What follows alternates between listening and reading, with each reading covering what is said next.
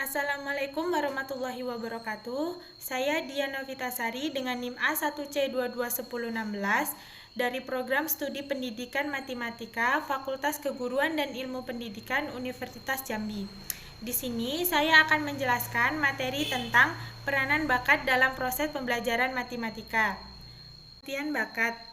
Bakat secara umum artinya adalah sebuah kemampuan yang dimiliki oleh seorang secara alami dan bisa dikembangkan dengan lebih cepat dan lebih baik dibandingkan dengan orang biasa.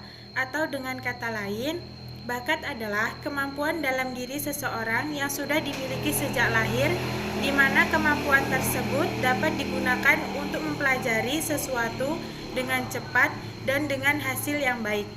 Bakat merupakan potensi yang dimiliki oleh seorang siswa sebagai bawaan sejak lahir yang dengan dimiliki oleh seorang sebagai macam pengetahuan dan keterampilan khusus. Contoh, seseorang yang berbakat melukis akan lebih cepat mengerjakan pekerjaan lukisannya dibandingkan dengan seseorang yang kurang berbakat. Bakat dapat diartikan sebagai kemampuan bawaan yang merupakan potensi yang masih perlu dikembangkan melalui latihan. Karena sifatnya yang masih bersifat potensial atau masih latin, maka perlu invensi untuk melatih dan mengembangkan potensi tersebut. Bakat juga merupakan kemampuan alamiah untuk memperoleh pengetahuan atau keterampilan yang relatif bersifat umum, misalnya bakat intelektual umum atau khusus, misalnya bakat akademis khusus. Bakat khusus disebut juga talenta. Bakat pada awalnya merupakan hal yang amat penting, sehubungan dengan bidang awal pekerjaan atau tugas. Kemudian pada bidang pendidikan juga memperhatikan masalah bakat tersebut. Mengingat fungsi pendidikan itu adalah untuk mempersiapkan peserta didik dalam memasuki dunia kerja. Dan dalam proses pendidikan, bakat merupakan faktor yang penting untuk mendapatkan perhatian cara mendidik. Untuk materi yang kedua yaitu pengertian bakat menurut para ahli. Yang pertama, menurut William B. Maisel. Menurut William, pengertian bakat adalah suatu kapasitas yang ada dalam diri seseorang yang mana dalam melakukan tugas serta melakukan dipengaruhi oleh latihan yang sudah dijalaninya. Menurut Utami Munandar, menurutnya bakat adalah sebuah kemampuan bawaan diri seseorang yang mana sebagai potensi yang masih perlu untuk dikembangkan lebih lanjut dan dilatih agar dapat mencapai impian yang ingin diwujudkan. Yang ketiga yaitu menurut Kartini Kartono, menurutnya pengertian bakat adalah hal yang mencakup segala faktor yang ada dalam diri individu yang dimiliki sejak awal pertama kehidupannya dan kemudian menumbuhkan perkembangan keahlian, keterampilan, dan kecakapan tertentu. Bakat ini sifatnya latin atau profesional sehingga masih bisa tumbuh dan dikembangkan. Yang keempat yaitu menurut Suganda Pubawakarja, menurutnya pengertian bakat adalah benih berasal dari suatu sifat yang mana baru akan tampak nyata jika seseorang tersebut mendapatkan sebuah kesempatan dan keinginan untuk dapat mengembangkannya. Yang kelima, menurut Ngalim Purwanto, menurutnya bakat adalah kecakapan atau pembawaan yang mana mengenai kesanggupan dan potensi tertentu yang dimiliki oleh seseorang. Selanjutnya yaitu jenis-jenis bakat. Secara umum bakat dibagi menjadi dua, yaitu bakat umum dan bakat khusus. Bakat umum yaitu kemampuan atau kecakapan yang secara umum dimiliki oleh setiap orang. Beberapa contoh bakat umum yaitu mampu berpikir, mampu menjalankan, dan mampu bergerak, berbicara maupun menulis, dan membaca. Bakat khusus adalah kemampuan atau kecakapan yang secara khusus dimiliki oleh masing-masing orang sehingga tidak semua orang memiliki bakat khusus yang sama. Bakat khusus ini dibagi menjadi 8. Yang pertama bakat verbal. Bakat khusus verbal ini merupakan bakat khusus yang dimiliki oleh seseorang mengenai konsep atau hal yang berhubungan dengan bentuk kata. Sebagai contohnya adalah bakat dalam berdiplomatis. Yang kedua yaitu bakat numerik. Bakat numerik merupakan kemampuan khusus yang dimiliki seseorang mengenai konsep atau hal yang berhubungan dengan bentuk, angka, matematis. Contohnya yaitu akuntan. Yang ketiga, bakat skolastik.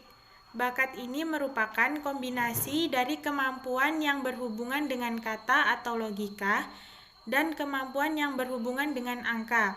Seseorang dengan bakat ini akan memiliki kemampuan yang baik dalam menggurukan, menciptakan hipotesis, berpikir dengan pola sebab akibat, penalaran, serta mencari keteraturan konseptual dan pola numerik. Bakat skolastik umumnya dimiliki oleh para ilmuwan, akuntan, dan pemrograman komputer. Yang keempat yaitu bakat abstrak. Bakat abstrak merupakan kemampuan khusus yang dimiliki seseorang mengenai pola, rancangan, ukuran, diagram, bentuk, serta posisinya. Yang kelima yaitu bakat mekanik. Bakat mekanik merupakan kemampuan khusus yang dimiliki seseorang mengenai prinsip umum IPA sebagai alat-alat dan kerja mesin. Yang keenam adalah bakat relasi ruang. Bakat relasi ruang merupakan kemampuan khusus yang dimiliki seseorang dalam mengamati, menceritakan pola 2 dimensi, dan berpikir dalam 3 dimensi. Seseorang dengan bakat memiliki kepekaan yang tajam mengenai detail visual dengan mampu menggambarkan sesuatu hal secara nyata dan jelas. Bakat ini biasanya dimiliki oleh artis, arsitek, pilot, fotografer, insinyur mesin, dan beberapa profesi lainnya. Untuk selanjutnya yaitu bakat kecepatan atau ketelitian. Bakat kecepatan ketelitian merupakan kemampuan khusus yang dimiliki seseorang dalam bidang menulis, meramu untuk laboratorium, kantor, dan lainnya. Untuk yang selanjutnya yaitu bakat bahasa. Bakat bahasa merupakan kemampuan khusus yang dimiliki seseorang dalam melakukan penalaran analisis bahasa. Bakat ini biasanya dimanfaatkan dalam bidang jurnalistik, penyairan, hukum, editing, pramuniaga, dan lainnya. Untuk selanjutnya yaitu faktor yang mempengaruhi bakat. Berkembang atau tidaknya bakat yang dimiliki seseorang sangat dipengaruhi oleh beberapa faktor. Faktor tersebut dapat berasal dari individu atau di luar individu. Yang pertama yaitu faktor yang berasal dari individu. Terdapat faktor bawaan. Faktor bawaan atau keturunan merupakan faktor pertama yang mempengaruhi tumbuhnya anak. Faktor ini dapat diartikan sebagai semua ciri atau karakter individu yang diwariskan kepada anak atau segala potensi baik fisik maupun psikis yang dimiliki seseorang sejak masa pertumbuhan sebagai warisan dari orang tuanya. Faktor bawaan adalah faktor yang mendukung perkembangan individu dalam minat dan bakat secara terisolasi, karakteristik individu yang diwariskan orang tua kepada anak dalam segala potensi melalui fisik maupun psikis yang dimiliki individu sebagai pewaris dari orang tuanya. Dari segi biologi, bakat sangat berhubungan dengan fungsi otak. Bila otak kiri domain, segala tindakan dan verbal, intelektual, sekuensial, teratur rapi, dan logis. Sedangkan otak kanan berhubungan dengan masalah spesial, nonverbalitis, artistik, dan lain-lain. Yang kedua yaitu interest atau minat. Minat akan berpengaruh terhadap perkembangan bakat. Seseorang yang berminat terhadap suatu biasanya akan berusaha untuk memperolehnya. Perkembangan terhadap adanya ketertarikan atau minat yang terdapat pada diri anak dihitung-hitungan. Anak dengan bakat musik tidak akan berkembang tanpa ia memiliki karakteristik terhadap irama dan nada. Yang kedua yaitu motivasi. Selain minat, bakat juga dipengaruhi oleh motivasi. Bakat anak kurang berkembang atau tidak menonjol apabila ia memiliki motivasi atau dorongan dari dalam dirinya sendiri untuk mengembangkan bakatnya tersebut. Motivasi berhubungan dengan kekuatan daya juga anak mencapai suatu sarana tertentu. Jika kurang motivasi untuk menjadi olahragawan, maka seorang anak tidak akan berbakat sepak bola. Menghadapi rintangan sekecil saja dalam belajar sepak bola akan menghilangkan semangatnya dalam berlatih. Yang kedua yaitu value, yaitu nilai yang dimiliki seseorang terhadap bakat yang dimilikinya. Jika dia memberikan arti negatif terhadap bakat tersebut, kurang menghargainya tentu akan menjadi penghalang untuk mengkualisasikan bakatnya. Misalnya, bakat anak dalam olahraga catur. Jika anak memberi nilai negatif pada bakat ini atau menganggap bahwa menjadi atlet catur tidak begitu membanggakan, kurang terkenal dibandingkan dengan menyanyi, dan penilaian negatif lain, maka anak di bidang catur tersebut bakat anak dalam bidang catur tersebut tetap terpendam. Yang kelima adalah keberanian mengambil resiko. Untuk mengembangkan bakat dan resiko-resiko yang akan dihadapi, umpamanya resiko terhadap waktu, latihan ekonomi, tantangan dari orang lain, dan lain-lain. Yang selanjutnya yaitu keuletan, kegigihan, daya juang, dan mengatasi kesulitan yang timbul. Tidak ada suatu potensi yang dicapai tanpa adanya tantangan. Sejauh mana kekuatan dan kegigihan yang dimiliki akan berpengaruh terhadap perkembangan bakatnya. Untuk selanjutnya yaitu faktor yang berasal dari luar individu atau faktor eksternal. Yang pertama yaitu faktor yang berasal dari lingkungan. Lingkungan keluarga merupakan tempat awal untuk mengetahui bakat anak dalam menjadikan ajang pelatihan bakat yang ada pada diri anak. Orang tua membimbing dan mengajarkan bakat kepada anak. Yang kedua yaitu lingkungan sekolah.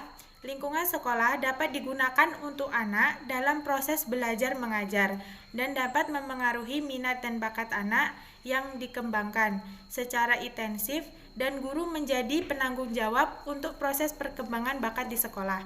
Yang ketiga yaitu lingkungan sosial. Melalui proses sosialisasi, misalnya kebudayaan tertentu membentuk perilaku tertentu.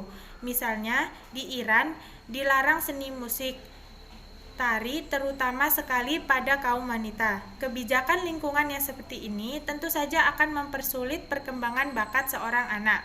Baik didukung dari faktor internal maupun faktor eksternal, maka akan munculnya kinerja yang optimal sehingga mencapai potensi dan bakatnya. Yang keempat yaitu sarana dan prasarana. Pengembangan bakat memerlukan sarana dan prasarana untuk memfasilitasi bakat yang dimiliki individu. Misalnya, untuk mengembangkan bakat melukis memerlukan kanvas, cat, kuas, dan untuk olahraga yang memerlukan lapangan bermain. Yang kelima yaitu kesempatan atau waktu untuk mengembangkan diri. Berpengalaman dan latihan memerlukan waktu.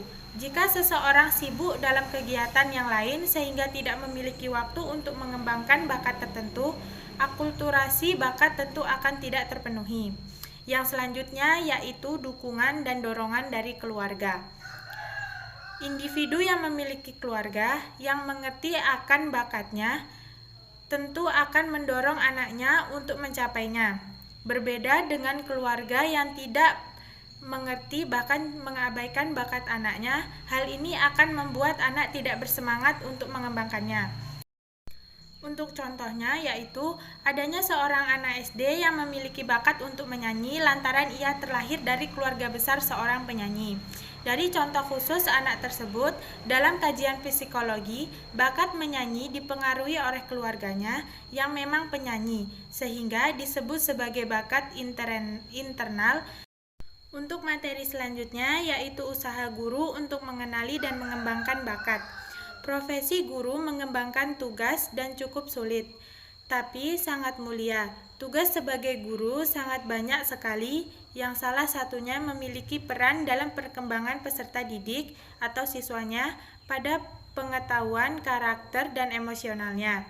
Dikatakan guru yang sukses, tentu indikatornya adalah perubahan atau perkembangan pada siswanya yang awalnya tidak tahu menjadi tahu dan awalnya tidak bisa menjadi bisa.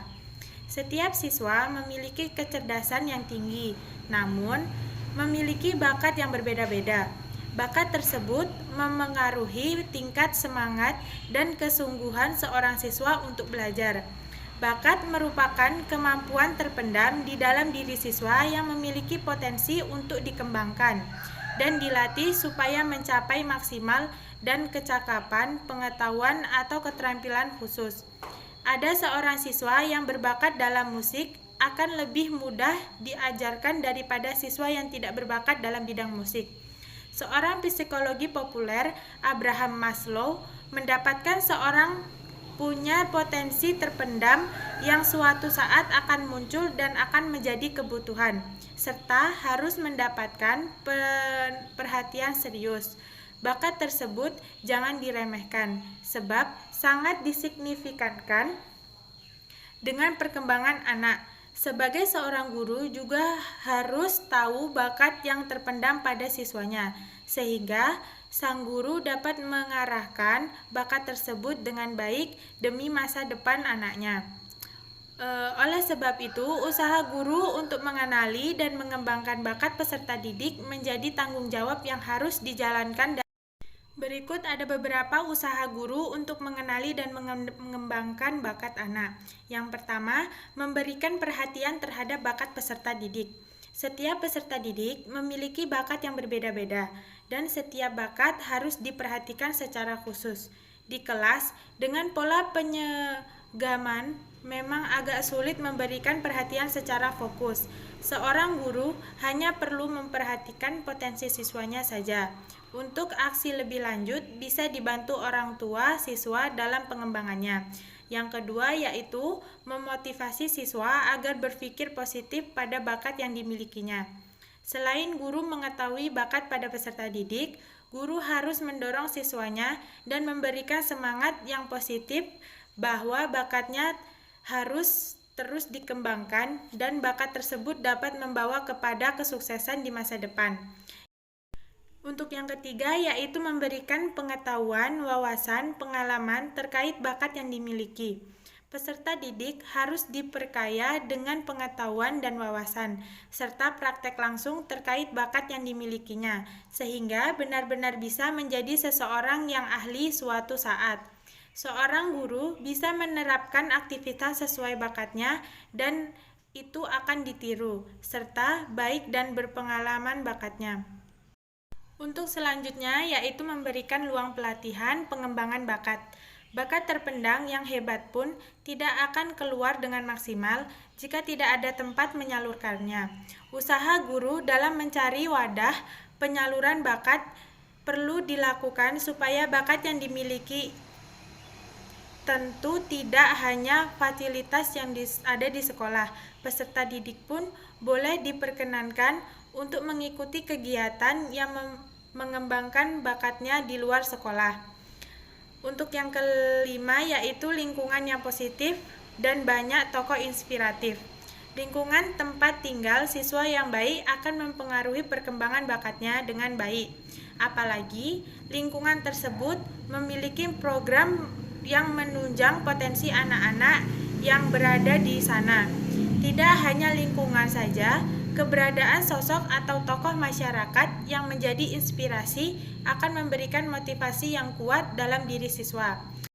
Selanjutnya yaitu memberikan reward terhadap usaha siswa. Dalam mengembangkan bakat, seorang siswa perlu melakukan berbagai usaha. Kerap kali juga usaha yang dilakukan mungkin dianggap kurang maksimal oleh guru. Tapi guru harus memberikan reward walaupun hanya sekedar kata-kata reward tersebut akan mempengaruhi batinnya dan itu mendorong dirinya semakin usaha dengan maksimal. Untuk yang ketujuh yaitu dukungan terhadap perkembangan bakat. Setiap bakat tentu baik jika dikembangkan dengan baik.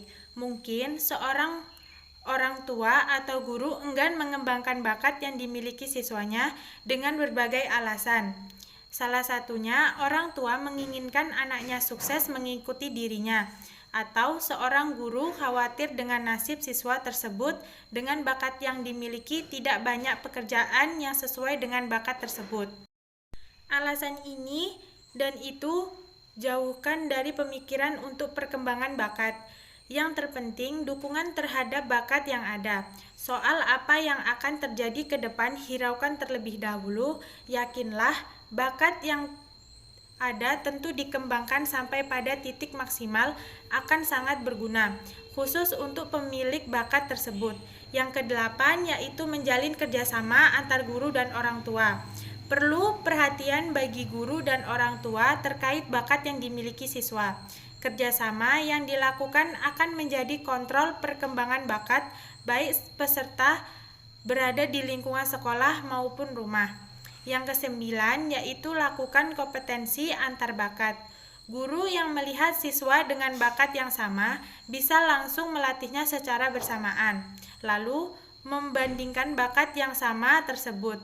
Bahkan bakat tersebut dapat dikuatkan lagi dengan mengikuti kompetensi baik sekolah di daerah atau provinsi. Dari materi tersebut, kita dapat menyimpulkan bakat adalah sebuah kemampuan yang dimiliki oleh seorang secara alami dan bisa dikembangkan dengan lebih cepat dan lebih baik dibandingkan dengan seseorang yang biasa. Atau dengan kata lain, bakat adalah kemampuan dalam diri seseorang yang sudah dimiliki sejak lahir, di mana kemampuan tersebut dapat digunakan untuk mempelajari sesuatu dengan cepat dan dengan hasil yang baik. Karena sifatnya yang masih bersifat potensial atau masih laten, maka perlu interval untuk melatih dan mengembangkan potensi tersebut. Bakat secara umum terbagi menjadi dua, yaitu bakat umum dan bakat khusus. Bakat khusus terbagi menjadi 8, yaitu bakat verbal, numerikal, bakat skolastik, bakat abstrak, bakat relasi atau ruang, bakat kecepatan, bakat bahasa. Berkembangnya atau tidak bakat yang dimiliki seorang individu tergantung dan dipengaruhi oleh beberapa faktor. Yang pertama yaitu faktor internal atau dalam diri individu. Yang kedua yaitu faktor eksternal yang berasal dari luar individu. Bakat dimiliki oleh setiap individu. Peserta didik yang akan mengikuti pembelajaran datang dengan membawa sebuah bakat yang ada pada dirinya masing-masing. Gurulah yang berperan sebagai fasilitator untuk mengembangkan bakat peserta didik. Baik, mungkin hanya sekian pemaparan materi dari saya. Jika ada salah kata ataupun ucapan, saya mohon maaf yang sebesar-besarnya. Saya akhiri. Wassalamualaikum warahmatullahi wabarakatuh.